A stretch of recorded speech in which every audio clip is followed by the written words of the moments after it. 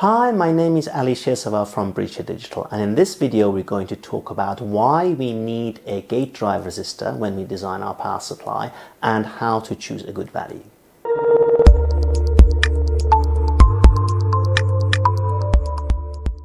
So first let us consider a case whereby we have 0 ohm as our gate drive resistor. Here I have got a MOSFET. Internally there is some gate resistance, let's call that RG.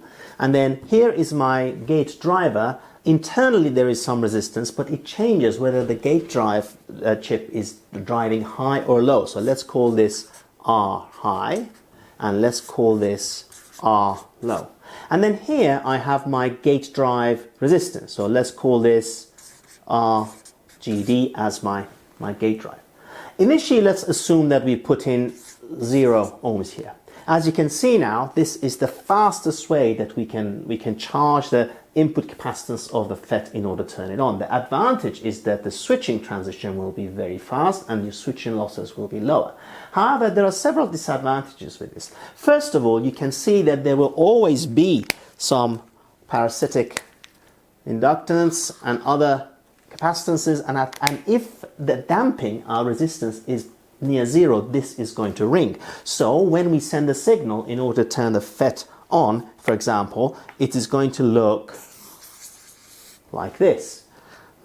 That is time, and that is the Vout of your gate drive.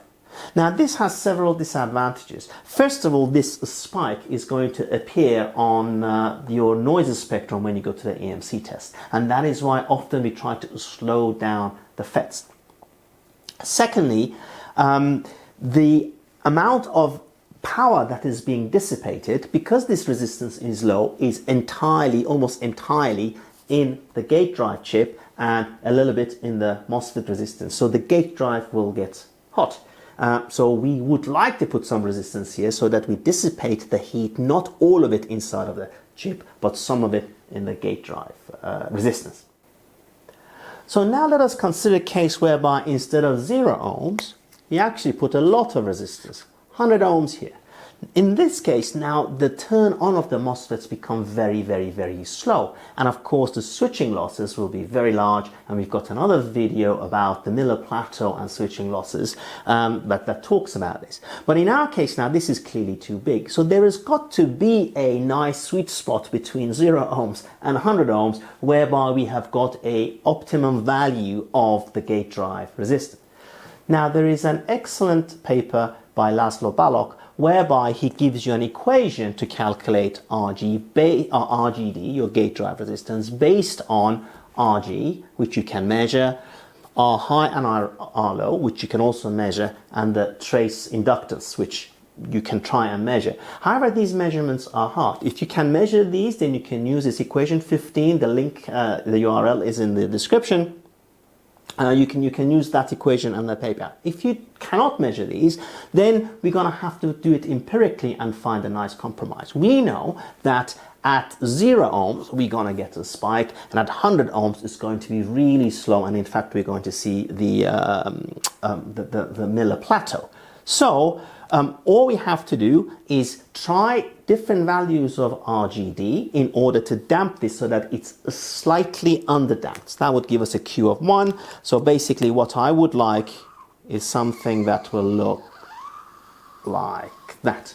Yeah, we start with value of 10 ohms and we look whether the spike has gone up or down, and we change the value until we get a nice value, and that is the value of your gate drive resistance. So now let us go to the lab, and we're going to show you in real life how it works out. Okay, so here we are in the lab. Here I've got a flyback converter.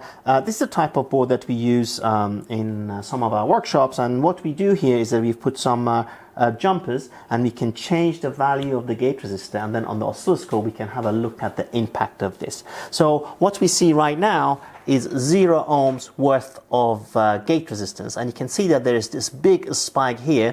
However, the rise time is really quite low, so it is turning on in around 30 nanoseconds. What I'm going to do next is I'm going to replace that gate resistor with a 100 ohm resistor, and you can immediately see how slow it actually becomes.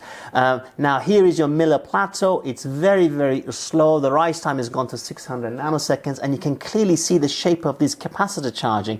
Now that is the gate source capacitance of the MOSFET charging through a very big resistor. Let me put that back in. We're going back to 0 ohms. You can see this spike.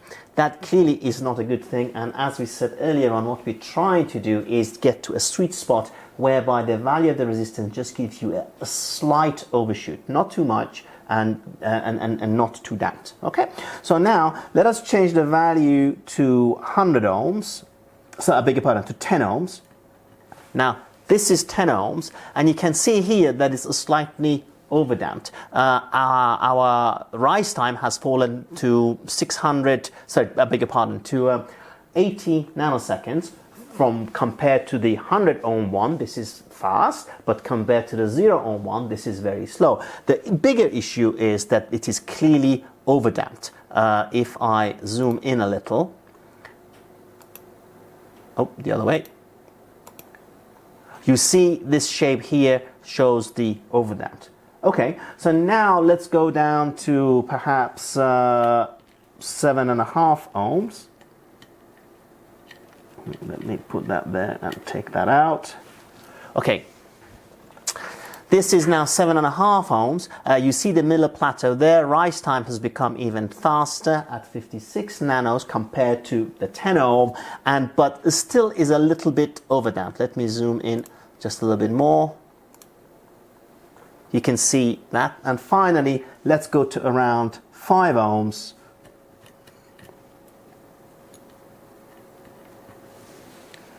And you can see now that the rise time is 45 nanoseconds. It's slower than 0 ohms. It's faster than all the other resistors. It is slightly underdamped.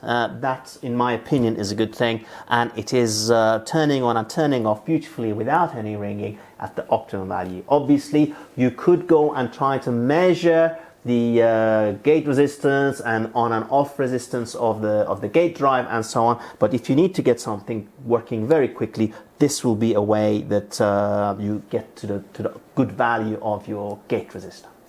So I hope you have enjoyed the video, and I hope to meet you in one of our workshops.